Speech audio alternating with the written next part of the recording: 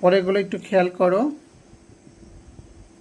হ্যাঁ, যারা বেশি লিখবে তাদের তো ভালো হবে। আমি তো সব সময় বলি যে বসে না থেকে একটু বেশি বেশি লিখবে। পি, তারপর আমি খেও।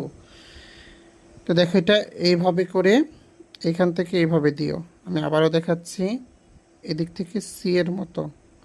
তো অনেক সময় দেখা যায় যে তোমরা এইখান থেকে এই টাইপের দাগ ইউজ করো এই যে কিউ লিখতে।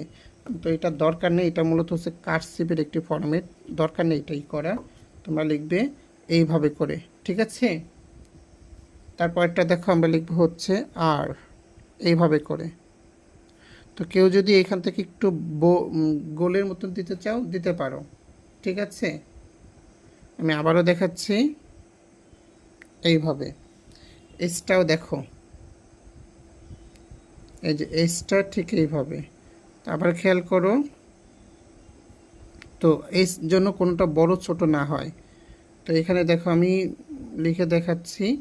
তো এস যখন লিখবে তখন চেষ্টা করবে এইটা এটা একই বরাবর রাখতে, আবার এইটা এটাও যেন একই বরাবর থাকে, তাহলে সুন্দর হবে। কিন্তু এইটার ক্ষেত্রে দেখো যে কোনোটা বড় ছোট হয়েছে, তাহলে হবে না কিন্তু, ঠিক আছে, একই বরাবর রাখতে হবে। তারপরটা দেখো